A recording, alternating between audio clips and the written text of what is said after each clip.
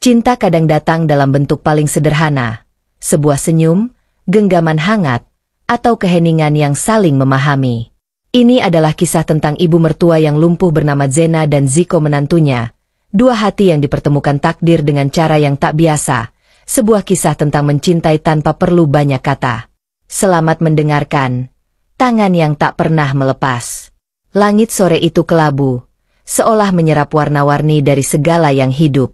Hujan turun perlahan, seperti ingin berbicara tanpa suara. Di dalam rumah besar bergaya kolonial di pinggiran kota itu, seorang perempuan duduk di kursi rodanya, membiarkan matanya lekat pada jendela kaca yang kini berembun. Dena namanya, usianya 45 tahun, namun garis-garis halus di wajahnya membuatnya tampak sedikit lebih tua.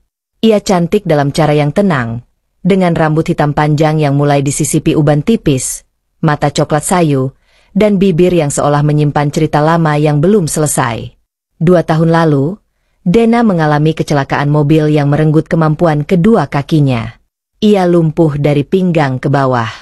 Sejak itu hidupnya seakan dibekukan oleh waktu.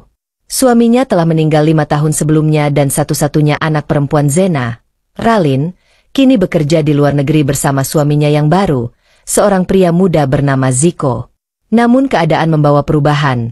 Ralin mendapat tawaran kerja yang tak bisa ditolak dan ia pun meminta Ziko untuk sementara tinggal dan merawat Zena, sang ibu mertua yang tak bisa bergerak tanpa bantuan. Ziko menuruti permintaan istrinya, dan sejak saat itu, rumah besar yang selama ini sepi hanya diisi oleh 2 jiwa, Zena dan Ziko. Ziko adalah pria berusia 25 tahun, tinggi semampai, dengan sorot mata tenang yang mengingatkan Zena pada masa mudanya. Ada kelembutan dalam setiap geraknya. Sejak tinggal bersama, Ziko merawat Zena dengan sabar. Ia bangun pagi untuk membantu memindahkan Zena dari tempat tidur ke kursi rodanya, menyiapkan sarapan, dan menemaninya berbincang atau membaca buku. Semua dilakukan dengan tenang, tanpa keluhan. Seringkali, Dena memperhatikan Ziko dari sudut matanya, mencatat dalam diam cara pria itu menyisir rambutnya dengan hati-hati, membawakan syal saat udara mulai dingin, atau sekadar menghidupkan musik klasik pelan di sore hari.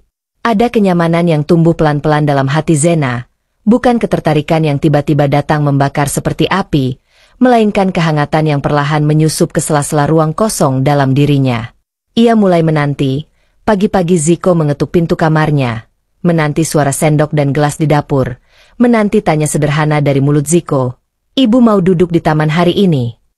Suatu pagi, ketika matahari enggan keluar dari balik awan, Ziko masuk ke kamar Zena sambil membawa nampan kecil berisi teh melati dan roti panggang yang dipotong segitiga. "Ibu sudah bangun?" tanyanya lembut. Dena tersenyum.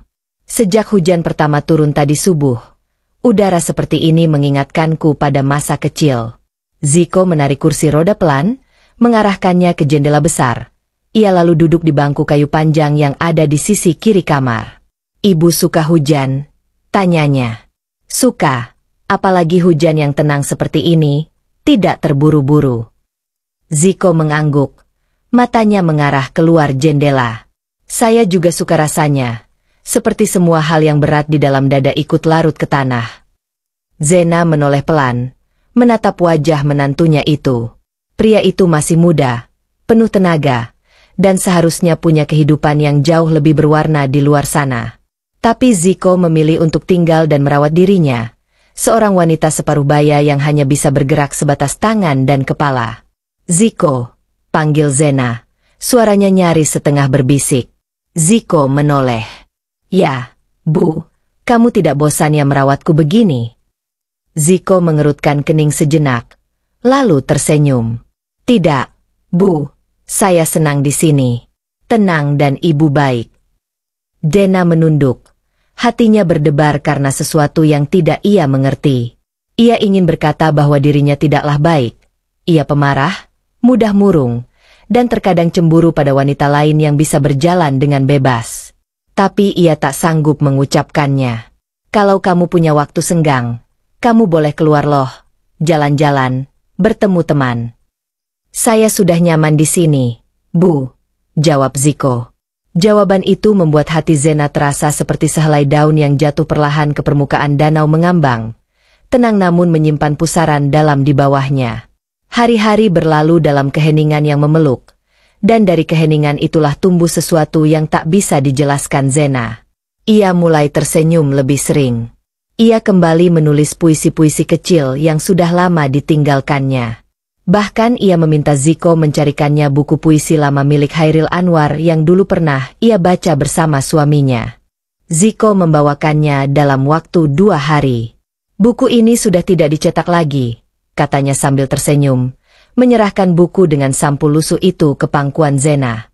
Dena menyentuh sampul buku itu, seolah menyentuh kenangan yang sudah lama mati. Ia menatap Ziko lama, kemudian berkata, "Kamu tahu, sejak kamu datang, rumah ini terasa hidup kembali." Ziko tampak sedikit terkejut, lalu tertunduk. "Saya hanya mencoba membantu semampu saya, Bu. Tapi kamu telah membantu lebih dari yang kamu sadari." Hening beberapa detik. Angin dari jendela membawa aroma tanah basah dan sisa hujan pagi. Di antara diam itu, Dena merasakan sesuatu bergeser dalam dirinya. Bukan perasaan asing, tapi sesuatu yang sudah lama terkubur. Bukan rindu, bukan pula cinta, tapi semacam kebutuhan akan kehadiran seseorang. Malam itu ketika hujan kembali turun, Dena terjaga dari tidurnya karena mimpi buruk. Ia merasa seolah berada kembali di dalam mobil yang terbalik, mendengar suara logam bergesek dan tubuhnya yang tak bisa bergerak. Tapi yang paling menyakitkan dari semua itu adalah kesendirian yang membekapnya. Setelah kejadian itu, tangannya gemetar saat meraih tombol bel untuk memanggil Ziko. Tak lama kemudian, pintu kamar terbuka.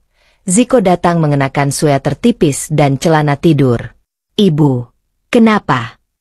"Mimpi buruk lagi." Zena menahan isak.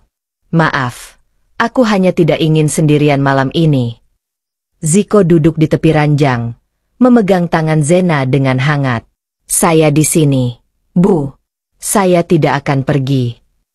Malam itu mereka tidak banyak bicara. Ziko duduk menemani sampai Zena tertidur kembali, dan sebelum matanya terpejam, Dena sempat berpikir mungkin, aku tak akan pernah bisa memberitahunya betapa aku mulai merindukannya lebih dari yang seharusnya. Namun dalam sunyi yang pelan itu, cinta mulai tumbuh. Bukan dalam ledakan atau gempita, tapi dalam getar kecil yang lembut, seperti hujan yang menyentuh daun-daun tua di awal musim penghujan, dan Zena tahu tak ada yang bisa ia lakukan untuk menghentikannya. Udara pagi itu basah oleh embun, dan cahaya mentari memancar lembut dari celah-celah tirai jendela, menari pelan di lantai kayu. Aroma teh melati masih tersisa di udara, meninggalkan jejak kehangatan dari pagi-pagi sebelumnya yang dipenuhi percakapan kecil antara Zena dan Ziko. Hari-hari mereka kini mengalir dalam pola yang tenang dan hampir tanpa jeda. Tak ada keributan, tak ada pertengkaran, hanya dua insan dengan usia berbeda yang saling belajar memahami lewat tatapan, senyum, dan keheningan yang penuh makna. Pagi itu, Ziko membuka pintu kamar Zena sambil membawa sesuatu yang tak biasa, seikat kecil bunga melati yang masih segar, diselipkan dalam vas kaca kecil. "Pagi, Ibu," sapanya dengan suara lebih lembut dari biasanya. Zena menoleh dari kursi rodanya, tersenyum tanpa suara, tatapan matanya jatuh pada bunga yang di bawah Ziko, dan dadanya seperti ditoreh pelan oleh sesuatu yang manis dan asing. "Untukmu," tanyanya pelan. Ziko mengangguk, lalu meletakkan vas itu di atas meja kecil di dekat jendela. "Saya lewat taman belakang tadi pagi. Melatinya sedang mekar, rasanya sayang kalau tidak dipetik untuk orang yang menyukai harumnya." Zena tak menjawab. Ia hanya menatap bunga-bunga kecil itu, lalu mengalihkan pandangannya keluar jendela. "Melati itu seperti kenangan," gumamnya lembut, "tapi bisa membuat kita menangis jika terlalu lama mengingat." Ziko duduk di bangku kayu di dekatnya. "Ibu menyukai kenangan?" "Aku tidak tahu. Ada kalanya aku ingin melupakan semuanya. Tapi ada kalanya juga aku ingin memeluknya erat-erat, walau menyakitkan," jawab Zena. Ziko mengangguk kecil, lalu berkata, "Mungkin karena di dalam kenangan, kita masih bisa mencintai tanpa batas waktu, bahkan ketika orangnya sudah tiada." Dena terdiam, hatinya bergetar, Kata-kata itu menyentuh sesuatu yang telah lama ia kunci dalam dirinya. Ia merasa seperti sedang berdiri di tepian jurang yang dalam, bukan karena takut jatuh, tetapi karena tidak ingin kehilangan cahaya matahari yang jatuh pelan di wajah Zico. Saat itu, hari-hari berikutnya, interaksi mereka semakin hangat. Zico mulai terbiasa membaca puisi untuk Zena di sore hari. Suaranya yang tenang menjadi irama baru dalam kehidupan Zena yang selama ini hanya diisi denting jam dan deru nafasnya sendiri. Satu sore hujan turun tanpa aba-aba. Di ruang tengah, Dena duduk menghadap taman kecil di belakang rumah dan Zico tengah duduk di lantai, membacakan puisi karya Sapardi. Aku ingin mencintaimu dengan sederhana, dengan kata yang tak sempat diucapkan, kayu kepada api yang menjadikannya abu. Dena memejamkan mata, seakan ingin mengabadikan suara Zico dalam relung hatinya. Zico, panggilnya pelan saat puisi selesai. Zico menoleh. Ya, Ibu. Dena menatap wajah menantunya itu. Kenapa kamu begitu sabar? Zico terdiam sesaat, lalu tersenyum tipis. Mungkin karena saya tidak ingin tergesa dalam hidup, banyak hal indah muncul justru dari hal-hal kecil yang lambat. Zena menggigit bibir bawahnya. Ia ingin mengatakan bahwa Zico bukan hanya sabar, tapi juga tulus, bahwa kehadirannya tak sekadar mengisi ruang, tapi juga menyembuhkan luka yang selama ini ia sembunyikan di balik keriput dan rambut yang mulai memutih.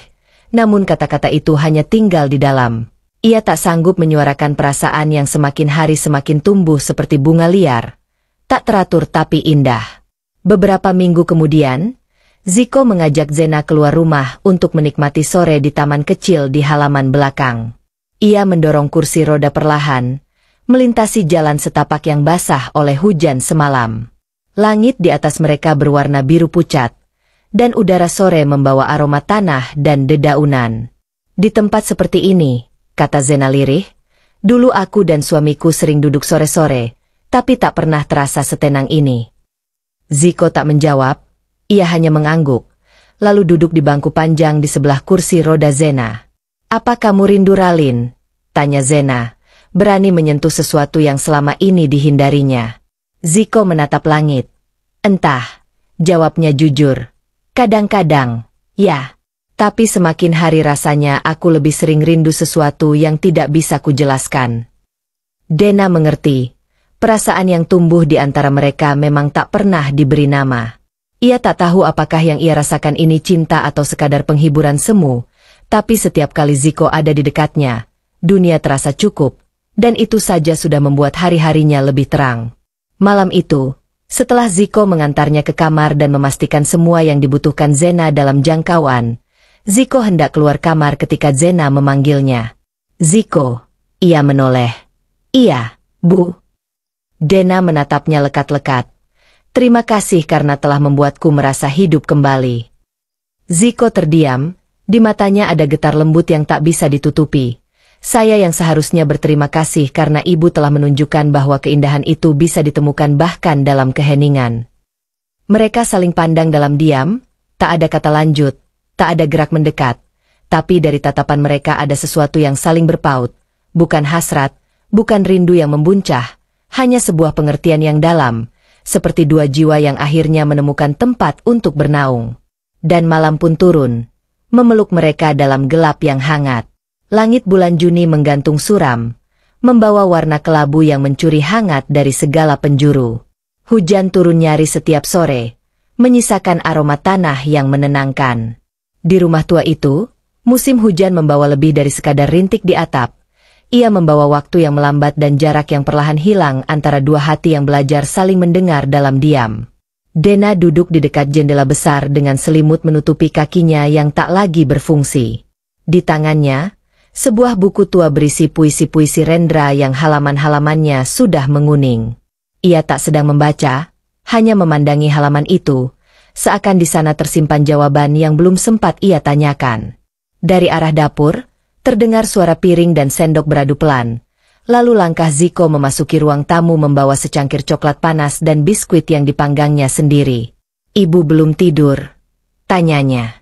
Zena menggeleng sambil tersenyum tipis. Langit terlalu berisik malam ini. Zico tertawa kecil, lalu meletakkan cangkir di atas meja. Coklat panas, katanya bisa bantu tidur lebih nyenyak. Zena menerima cangkir itu, merasakan hangatnya di telapak tangan. Kalau malam-malam begini, aku sering teringat waktu kecil. Dulu ibu suka menyanyikan lagu sebelum tidur. Lagu apa? Tanya Ziko. Lagu Jawa. Nadanya pelan, seperti doa yang tak pernah selesai dibaca. Ziko menatap wajah Zena yang diterangi lampu temaram. Di balik garis usia dan kelemahan fisik, ada keteduhan yang tak dimiliki banyak orang. Zena bukan perempuan yang mudah didekati, tapi sejak hari-hari mereka mulai terisi percakapan dan keheningan bersama, ia mulai memahami kenapa hatinya tertarik ke arahnya. Bukan karena rasa kasihan, melainkan kekaguman yang diam-diam menjelma. Rindu kalau ibu tak keberatan, ucap Ziko perlahan. Mau saya bacakan puisi malam ini? Zena tersenyum.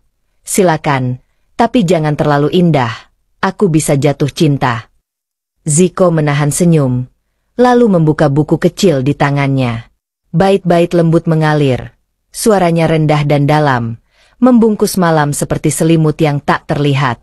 Zena mendengarkan dengan tenang, hatinya terasa ringan, seakan ia bukan lagi perempuan lumpuh yang hidup dalam bayang-bayang masa lalu. Di hadapan Ziko, ia hanya seorang perempuan yang ingin merasakan kehangatan sederhana, diperhatikan, didengarkan, dihargai. Setelah puisi usai, Ziko menatap Zena. Puisi tadi tentang cinta yang datang tanpa nama. Zena mengangguk pelan, dan kadang tanpa tujuan, tapi tetap datang. Zena tertawa lirih. Kau mulai berbahaya, Ziko. Ziko ikut tersenyum, tapi tak membalas ucapan itu. Ia hanya memandangi wajah Zena, lalu berdiri. Saya bereskan cangkirnya dulu. Ibu istirahat ya. Zena menatap punggung Ziko yang menjauh. Hatinya menyesap rasa yang sulit dijelaskan. Ia tahu batas di antara mereka begitu jelas. Usia, status, dan masa lalu yang tak bisa dihapus. Tapi ia juga tahu bahwa apapun yang tumbuh di hatinya saat ini bukan sesuatu yang bisa ia kendalikan sepenuhnya. Beberapa hari kemudian, Ziko membelikan Zena shawl wol berwarna biru lembut. Hadiah kecil itu ia letakkan diam-diam di atas meja, bersama secari kertas berisi tulisan tangan. Untuk ibu agar malam tak terlalu dingin. Zena membacanya sambil memeluk shawl itu. Jantungnya berdegup lebih cepat dari biasanya. Ia tak lagi bisa menyangkal bahwa dirinya jatuh hati, bukan pada sosok Ziko sebagai menantu, tapi pada ketulusan.